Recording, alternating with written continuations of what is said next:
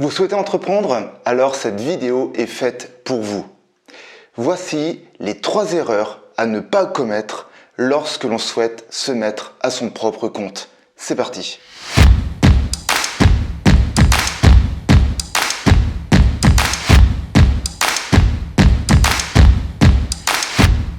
Si c'est la première fois que vous arrivez sur ma chaîne, je m'appelle Gabriel Moreau et je suis consultant formateur dans le domaine de l'entrepreneuriat.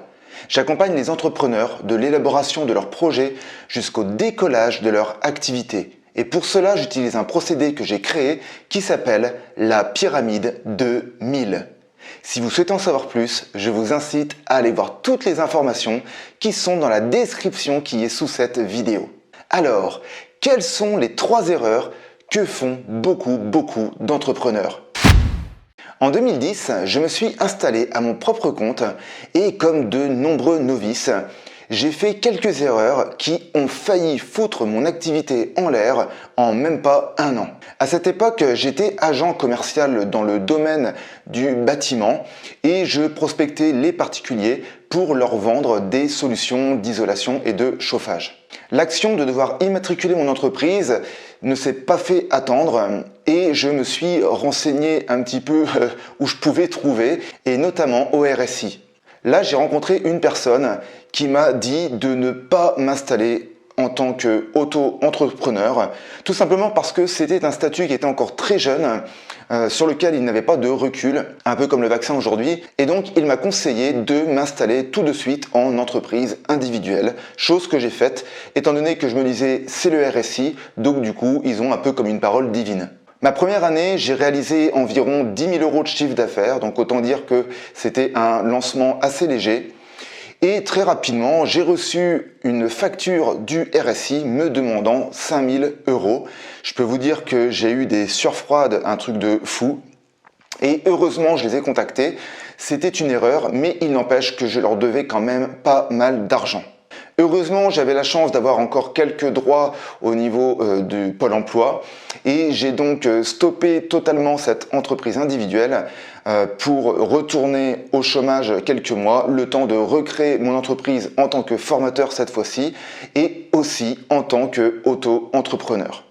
Eh bien, avec le recul, croyez-moi que si j'avais su, je me serais tout de suite installé en tant qu'auto-entrepreneur et ça m'aurait vraiment mérité pas mal de déboires. Cette histoire que je vous raconte est une entre plein d'autres que je pourrais vous énumérer dans cette vidéo, mais ce serait assez long parce que des erreurs, j'en ai fait beaucoup et c'est aussi pour cette raison que j'ai créé cette pyramide de 1000 afin d'accompagner les futurs entrepreneurs et justement leur éviter de faire toutes les erreurs, en tout cas que moi j'ai pu rencontrer sur mon parcours. Je vais sans plus attendre vous parler des 3 erreurs qui, selon moi, sont les plus fortes et qui peuvent vraiment vous coûter très cher. Et je dis bien qu'ils peuvent, parce qu'avec un petit peu de chance, écoutez, ça ne vous coûtera pas cher.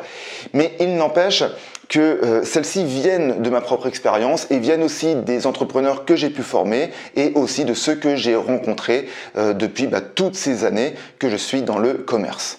L'erreur numéro 1 est d'enregistrer son activité au registre du commerce ou de l'artisanat sans être sûr d'avoir un potentiel de client. Et là, l'erreur, elle est assez forte parce que lorsque l'on a envie de se lancer à son propre compte, on est souvent pressé et la première question que l'on se pose, c'est fiscalement comment ça va se dérouler. Donc on va se renseigner surtout sur le point de vue business plan, donc avec un comptable. On va aller se renseigner plutôt du point de vue fiscal, quel est le meilleur statut pour l'entreprise, etc., etc. On se lance. Et là, on se retrouve face à la réalité qui est que pour que l'entreprise fonctionne, il faut avoir des clients. Comme je l'explique dans le livre que je suis en train d'écrire, il n'est pas nécessaire d'enregistrer son entreprise au registre du commerce ou celui de l'artisanat pour lancer son activité. Vous pouvez très bien commencer à créer une étude de marché, à faire un questionnaire, un sondage pour pouvoir avoir des premières ventes et ces premières ventes vont vous permettre d'avoir une trésorerie pour pouvoir vous lancer sereinement. L'erreur numéro 2 est l'absence de stratégie qui va avec la gestion de projet, qui va avec la gestion du temps, qui va avec la stratégie marketing. Et bien souvent, on se dit, tiens, il y a une activité que je peux lancer parce que je suis bon dans ce domaine. Je sais créer des vidéos, donc je vais proposer cette prestation auprès de certains clients. Je ne sais pas qui, mais bon, il y a bien des gens qui vont me l'acheter. Je vais ouvrir une boutique et puis je vais bien voir s'il y a des gens qui rentrent dedans puis qu'ils m'achètent des produits. Donc en clair, il n'y a aucune stratégie, on y va un petit peu comme ça, voilà quoi, à l'intuition. Mais même si je suis quelqu'un qui est fervent de l'intuition parce que je pense qu'elle est nécessaire dans justement l'élaboration de sa stratégie, mais il n'empêche que nous sommes dans un monde matériel et selon moi, il est important aussi de pouvoir faire en sorte d'appréhender nos points d'appui, nos faiblesses, pour pouvoir faire en sorte, je le répète, que l'entreprise démarre dans de meilleures conditions. L'erreur numéro 3, c'est celle de ne pas s'arrêter.